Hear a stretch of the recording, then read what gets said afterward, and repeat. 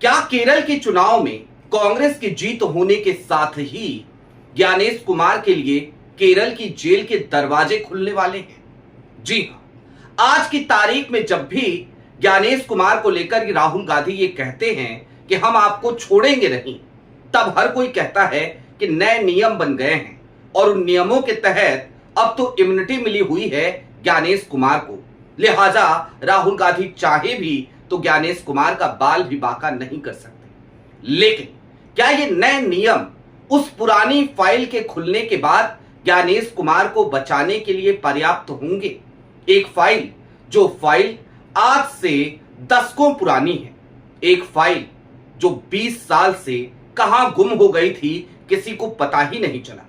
क्या वो फाइल अब कांग्रेस खोलेगी? एक ऐसी फाइल जिसमें किसी ने एक आखिरी चिट्ठी लिखी थी, एक ऐसे व्यक्ति ने जो इस देश का नागरिक भी नहीं था, एक ऐसा व्यक्ति जो करप्शन का शिकार हुआ और जिसकी वजह से उसने अपनी जान दे दी। आज ज्ञानेश कुमार के, चुनाव आयुक्त के और चुनाव आयोग के मौजूदा हालिया दिनों की हरकतों पर तो बात करेंगे, लेकिन जरा 20 साल पुरानी वो फाइल एक बार फिर खोलेंगे, क्योंकि ऐसा लगने लगा है कि कांग्रेस उस फाइल को जरूर खोलेगी। नमस्कार, मैं स्वप्निल और आप मुद्दा देख रहे हैं। दोस्तों, आगे बढ़े उससे पहले वही छोटी सी अपील। मुद्दा इन दिनों एक गंभीर आर्थिक संकट से जूझ रहा है। एक तरफ हमारे मेन बैंक अकाउंट्स बीते लंबे समय से फ्रीज चल रहे हैं, तो दूसरी तरफ हमारे 2.5 साल पुराने चैनल को हमसे लंबे समय तक छीन कर रखा गया था। ऐसे में डे टू डे ऑपरेशंस में मुद्दा को काफी मुश्किलों का सामना करना पड़ता है। लिहाजा आपसे गुजारिश है, यदि आप चाहें तो स्क्रीन पर दिख रहे क्यूआर कोड या फिर के नीचे दिख रहे यूपीआई नंबर्स के जरिए मुद्दा की छोटी छोटी मदद जरूर कीजिएगा, ताकि हमारी बेबाकी यूं ही बरकरार रहे, हम खुलकर यूं ही सत्ता से सवाल भी कर सके और इस सिस्टम के लूप होल्स को आपके सामने लाकर यूं ही रखते रहें। अब आगे बढ़ते हैं, उस फाइल की तरफ चलेंगे। 2006 की उस दुखद घटना से आपको रूबरू कराएंगे, लेकिन उससे पहले जरा हालिया घटनाक्रमों को देख लीजिए। मसलन ऐसा लगा जैसे इस बार तो चुनाव आयुक्त, मुख्य चुनाव आयुक्त ज्ञानेश कुमार ने अपने चेहरे से नकाब ही उतार दिया, और ऐसा भी लगा जैसे चुनाव आयोग ने तो खुल करके इस बात को स्वीकार कर लिया कि हां भैया, हमारा और सत्ताधारी दल का यानी कि भारतीय जनता पार्टी का चोली दामन का साथ है। हम एक साथ मिले हुए हैं, एक ही थैली के चट्टे बट्टे हैं, जिसको जो करना है कर ले, जिसको जो बिगाड़ना है बिगाड़ ले। मैं किस घटना का जिक्र कर रहा हूं? आपको याद होगा टीएमसी के सांसद डेरेक ओब्रायन का हालिया दिनों का वो बयान, जिसमें वो बाहर आकर बताते हैं कि मुख्य चुनाव आयुक्त ने हमसे सीधे शब्दों में कहा, गेट लॉस्ट। जरा सोचिए, मुख्य चुनाव आयुक्त एक जनप्रतिनिधि को गेट लॉस्ट कह रहे हैं, जबकि उनकी जिम्मेदारी तो थी कि वो अपनी तरफ से ये भरोसा दिलाते कि ये एक संवैधानिक संस्था है, लिहाजा आपको डरने की जरूरत नहीं, घबराने की जरूरत नहीं, चुनाव निष्पक्ष तरीके से होंगे। लेकिन डेरेक ओब्रायन के इस बयान के ठीक बाद हमें एक ट्वीट भी देखने को मिला था, और ये ट्वीट कहीं और से नहीं बल्कि इलेक्शन कमीशन ऑफ इंडिया के ऑफिशियल ट्विटर अकाउंट से आया था, जिसमें वो टीएमसी को कुछ इस तरीके से समझाने की कोशिश कर रही थी ईसीआई, मानो वो भाषा इलेक्शन कमीशन ऑफ इंडिया की ना हो करके भारतीय जनता पार्टी की हो।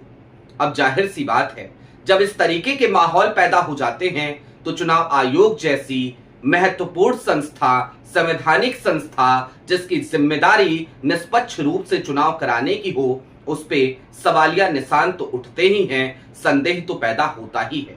वैसे भी आज की तारीख में चुनाव आयोग की कितनी साख बची है ये आप भी बेहतर जानते हैं और हम भी। हालांकि इससे पहले राजीव कुमार ने चाहे जितना भी बेड़ा गर्क किया हो, लेकिन कम से कम उस वक्त पे राजीव कुमार के चुनाव आयोग के भीतर उसकी आंखों का पानी हमें जिंदा नजर आता था। वो आंखें छिपा करके कुछ किया करता था, लेकिन इस तरीके की बेशर्मी तो देखने को नहीं मिलती थी। खैर, अब बात भारत के सिस्टम की करते हैं। ये 2006 का साल था एक मलेशियन कॉन्ट्रैक्टर इस देश की धरती पर काम करने आया था। वो एक इन्वेस्टर भी था, वो काम कर भी रहा था। केरल में एक जेवी किया था उसने, ज्वाइंट वेंचर था और उसके तहत वो सड़क का निर्माण करा रहा था। आपकी स्क्रीन पर सबसे पहले मैं जरा एक हेडलाइन आपको दिखा देना चाहता हूं। यह हेडलाइन है indiaherald.com की और यह हेडलाइन सीधे तौर पे क्या लिखती है? Named in a suicide note, now ruling the ballot, India's darkest bureaucratic irony. इसके अलावा इंडो मलेशियन जेवी project manager commit suicide, Kerala government in fix. ये इंडिया टुडे की हेडलाइन है। आपको ये दोनों हेडलाइन क्यों दिखाई, जरा अब ये समझ लीजिए। दरअसल इंडिया हेराल्ड वाली हेडलाइन सबसे ज्यादा खुल करके बात करती हुई नजर आती है। जी हां, यह हेडलाइन 2025 में छपी थी, 2006 के उसी केस को लेकर, और यह हेडलाइन उस पूरी कहानी को बयां कर रही थी, बता भी रही थी कि देखिए कैसे वो फाइल गायब हो गई, कैसे उस केस का कुछ पता ही नहीं चला। 2006 का ये वही साल था जब पीडब्ल्यूडी सेक्रेटरी हुआ करते थे केरल में ज्ञानेश कुमार। आप सभी को बेहतर तरीके से पता ही होगा कि ज्ञानेश कुमार केरल काडर के ही आईएएस अधिकारी थे। वहां पर जब पीडब्ल्यूडी सेक्रेटरी के तौर पर इनकी पोस्टिंग थी, उसी वक्त पे ये प्रोजेक्ट वहां पर चल रहा था। लेकिन प्रोजेक्ट जब पूरा हुआ उसके बाद भी उस कॉन्ट्रैक्टर को पैसा नहीं मिल रहा था। वो बार बार दफ्तरों के चक्कर लगाता, परेशान होता, हताश होता। उसे लोगों को पेमेंट करनी थी और पेमेंट वो करे तो करे कैसे, क्योंकि उसका पूरा पैसा और ये पैसे का एक बड़ा हिस्सा जो उसने इन्वेस्ट कर रखा था वो फंसा पड़ा था केरल सरकार के पास। और केरल सरकार के पास जो पैसा फंसा पड़ा था वो इस वजह से उसे नहीं मिल रहा था क्योंकि जो फाइलें थी ना वो बड़ी हल्की थी। अब ये फाइलें हल्की थी, इसका क्या मतलब है, तो जरा इसको भी समझिए। वो मलेशियन कॉन्ट्रैक्टर जिसका नाम ली से बेन था, वो केरल से अपने देश लौटता है और मलेशिया में जाकर के वो एक दिन अपने घर से निकलता है, अपनी गाड़ी को सड़क के किनारे खड़ा करता है, एक पेड़ पर चढ़ता है और वहां पर अपने गले में फंदा लटकाकर लटक जाता है, यानी कि अपनी जान दे देता है। ली से बेन इस दुनिया में नहीं रहे, लेकिन अगर कुछ बचा तो ली से बेन की वो आखिरी चिट्ठी थी, जिस चिट्ठी में वो बकायदा नाम लिखकर तमाम अधिकारियों की पोल पट्टी खोल रहे थे और सबसे ज्यादा नाम जो उछला वो नाम था ज्ञानेश कुमार का, जो तात्कालिक समय पे पीडब्ल्यूडी सेक्रेटरी थे। जाहिर सी बात है, जैसे ही एक विदेशी कॉन्ट्रैक्टर इस तरीके से भारत के भ्रष्टाचार की वजह से परेशान होकर, आजिज होकर अपनी जान देता है, अपनी आखिरी चिट्ठी में आरोप लगाता है कि फलाने फलाने और ढिमकाने ढिमकाने लोग हैं जो हमें पेमेंट नहीं कर रहे क्योंकि बदले में वो एक रिश्वत चाहते हैं और मैं रिश्वत नहीं दे पाऊंगा, इस वजह से मैं जान दे रहा हूं। मैं रिश्वत इसलिए नहीं दे पाऊंगा क्योंकि मैंने क्वालिटी का काम किया है। तो फिर गाज तो गिरनी थी, तो गाज गिरी भी। पीडब्ल्यूडी सेक्रेटरी के तौर पर कार्यरत ज्ञानेश कुमार को तत्काल प्रभाव से ट्रांसफर कर दिया जाता है। क्या गाज गिरना सिर्फ ट्रांसफर है? अब ये सवाल आज की तारीख में कई लोगों को जरूर खटक रहा होगा। एक जांच भी बैठती है और 2006 के उस केस को आज आप चाहे जितनी भी मशक्कत करके खोजने की कोशिश करें, चाहे जितने भी सोर्सेस लगा लें, चाहे जितनी भी आरटीआई डाल लें, आपको यही पता चलेगा कि भाई वो फाइल कहां गायब हो गई, पता ही नहीं। पता नहीं जमीन खा गया या आसमान निकल गई। लेकिन अब जरा वर्तमान में लौट आई। वो फाइल गुम जरूर हुई, लेकिन ली से बेन के साथ न्याय नहीं हो सका और ज्ञानेश कुमार 20 साल बाद आज की तारीख में इस देश की सबसे बड़ी कुर्सी पर बैठे हैं, संवैधानिक संस्था की, चुनाव आयोग की।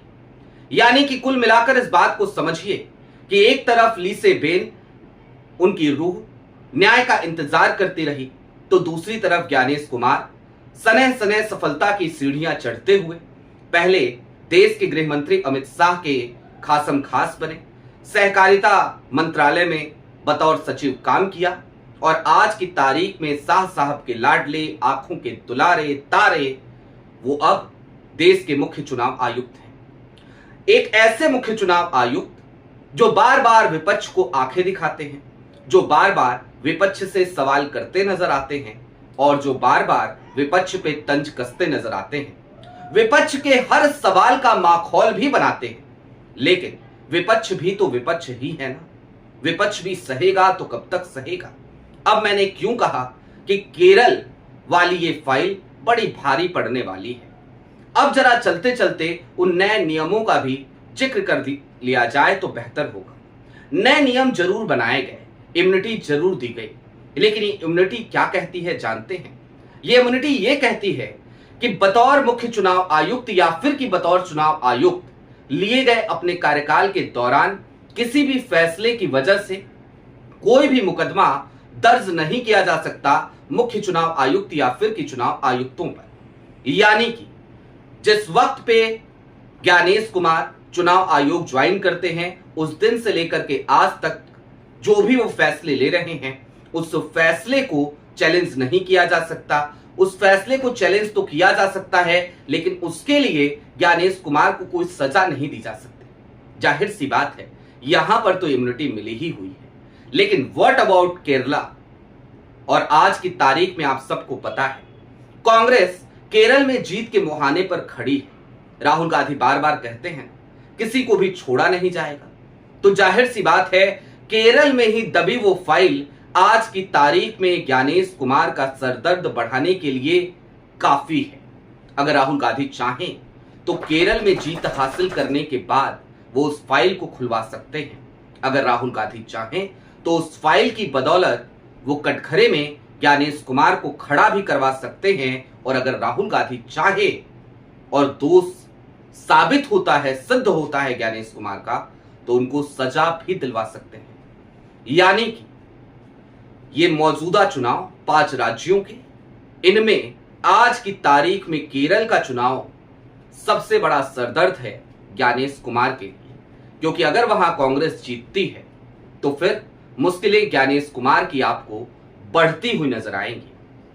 आपकी क्या राय है वो हमें कमेंट बॉक्स में जरूर बताइएगा। अभी के लिए दीजिए इजाजत। चलते चलते फिर वही अपील, चैनल पे नए हो तो सब्सक्राइब करते हुए जाइएगा, सक्षम हो तो मुद्दा की छोटी छोटी मदद जरूर कीजिएगा, ताकि हम लगातार अपनी बेबाकी को यूं ही बरकरार रख सकें उस वक्त पे जब हमारे तमाम हौसलों को तोड़ने की कोशिशें लगातार जारी हैं, जब हम आर्थिक रूप से लगातार एक गंभीर संकट का सामना कर रहे हैं, लेकिन फिर भी आपकी मोहब्बत, आपके भरोसे, आपकी दी हुई ताकत और आपके दिए हुए हौसले की बदौलत बोले जा रहे हैं। बहुत शुक्रिया।